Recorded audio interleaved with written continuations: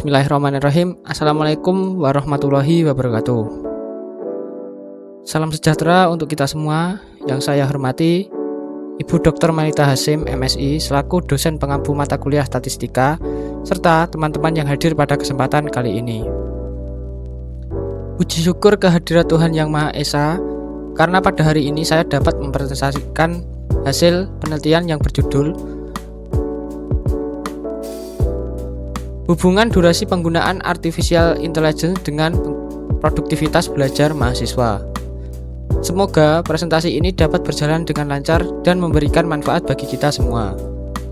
Perkenalkan, nama saya Safridan Nasir Ilham dengan nomor NPM 2516156271 dari Program Studi Informatika Universitas Bhinneka PGRI. Pada kesempatan kali ini, saya akan memaparkan hasil penelitian yang telah saya lakukan dalam mata kuliah statistika mengenai hubungan penggunaan AI terhadap produktivitas belajar mahasiswa. Baik, saya masuk ke bagian pendahuluan. Saat ini, perkembangan teknologi pada era revolusi industri 4.0 dan 5.0 berkembang sangat pesat. Salah satu teknologi yang paling banyak digunakan adalah Artificial Intelligence atau AI. Dalam dunia pendidikan, AI digunakan untuk berbagai keperluan, seperti mencari informasi, membantu memahami materi, merangkum teks, hingga membantu menyelesaikan tugas akademik. Keberadaan AI memberikan banyak manfaat karena mampu meningkatkan efisiensi belajar dan mempermudah akses terhadap informasi. Namun, di sisi lain, penggunaan AI yang semakin intensif juga menimbulkan pertanyaan. Apakah semakin lama seseorang menggunakan AI, maka produktivitas belajarnya juga semakin tinggi? Sebagian menggunakan AI sebagai alat bantu untuk memahami materi, tetapi ada juga yang menggunakannya secara berlebihan sehingga berpotensi menimbulkan ketergantungan. Berdasarkan fenomena tersebut, penelitian ini dilakukan untuk mengetahui apakah terdapat hubungan antara durasi penggunaan AI dengan produktivitas belajar mahasiswa. Rumusan masalah dalam penelitian ini adalah apakah terdapat hubungan yang signifikan antara durasi penggunaan Artificial Intelligence dengan produktivitas belajar mahasiswa. Tujuan penelitian ini adalah untuk mengetahui ada atau tidaknya hubungan antara kedua variabel tersebut menggunakan metode korelasi person-product moment. Selanjutnya, saya masuk ke teknik pengumpulan data. Data diperoleh melalui penyebaran kuesioner secara daring menggunakan Google Form. Responden penelitian berjumlah 31 orang yang berasal dari berbagai latar belakang. Instrumen penelitian terdiri atas dua variabel. Variabel pertama yaitu durasi penggunaan AI sebagai variabel bebas atau variabel X. Variabel kedua yaitu produktivitas belajar sebagai variabel terikat atau variabel Y. Data durasi penggunaan AI diperoleh melalui pertanyaan mengenai rata-rata waktu penggunaan AI dalam satu hari yang dinyatakan dalam menit. Sedangkan produktivitas belajar diukur menggunakan 6 pernyataan dengan skala dari 1 sampai 5. Pada slide ini juga ditampilkan QR Code yang digunakan untuk mengakses kuesioner penelitian. Seluruh data yang terkumpul kemudian dianalisis menggunakan metode korelasi person-product moment, dan ini hasil dari kuesioner. Berikutnya adalah metode penelitian. Penelitian ini menggunakan pendekatan kuantitatif dengan metode korelasional. Metode ini dipilih karena penelitian bertujuan untuk mengetahui hubungan antara dua variabel, yaitu penggunaan AI dan produktivitas belajar. Tahapan penelitian dimulai dari yang pertama, penyusunan instrumen penelitian, yang kedua penyebaran kuesioner, yang ketiga pengumpulan data, yang keempat pengolahan data, dan yang terakhir analisis statistik.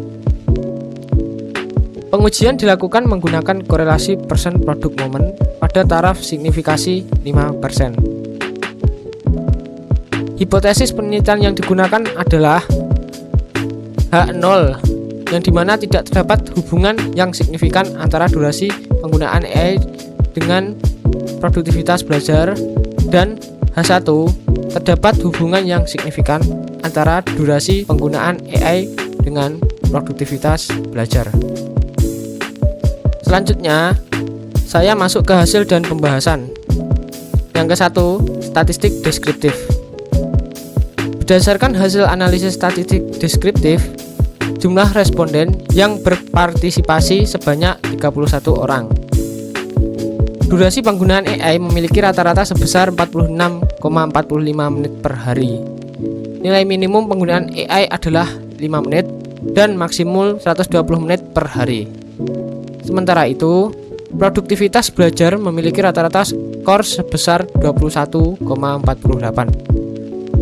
Hal ini menunjukkan bahwa tingkat produktivitas belajar responden relatif baik, meskipun durasi penggunaan AI cukup beragam. Yang kedua, uji normalitas. Sebelum melakukan analisis korelasi, dilakukan uji normalitas menggunakan Shapiro-Wilk.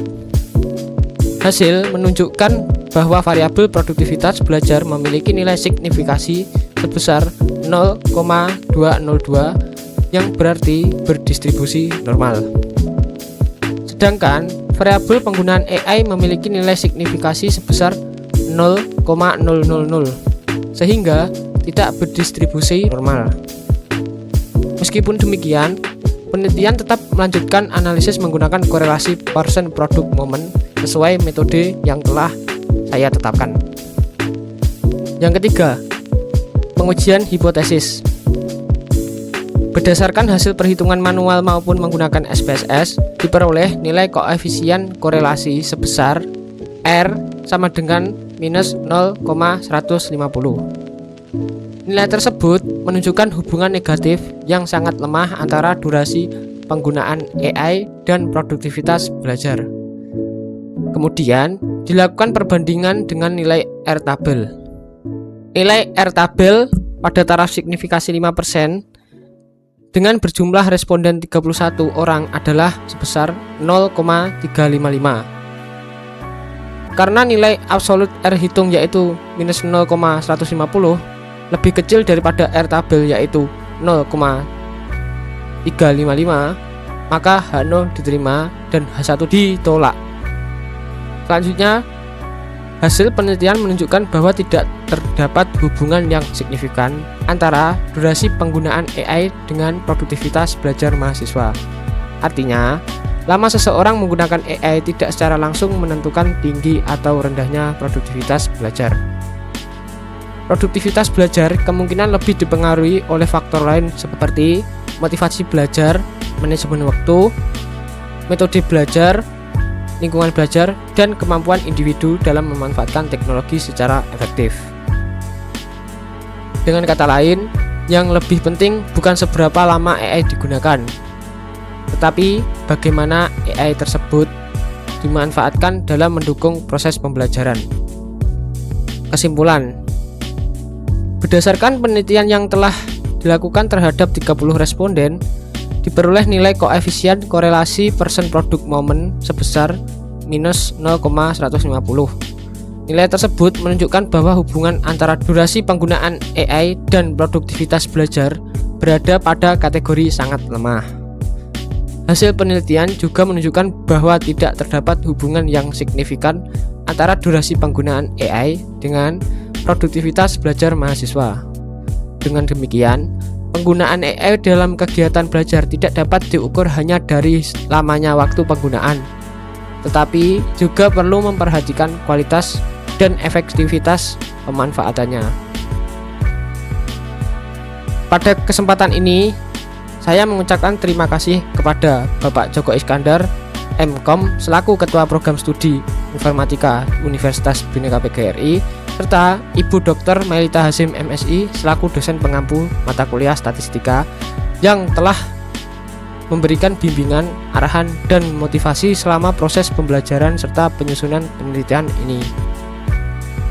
Semoga penelitian ini dapat memberikan manfaat bagi pengembangan ilmu, pengetahuan khususnya dalam bidang pendidikan dan pemanfaatan AI. Demikian pemaparan hasil penelitian yang dapat saya sampaikan. Melalui penelitian ini dapat diketahui bahwa durasi penggunaan AI tidak memiliki hubungan yang signifikan terhadap produktivitas belajar mahasiswa. Saya menyadari bahwa penelitian ini masih memiliki berbagai keterbatasan, sehingga kritik dan saran yang membangun sangat saya harapkan untuk pengembangan penelitian selanjutnya.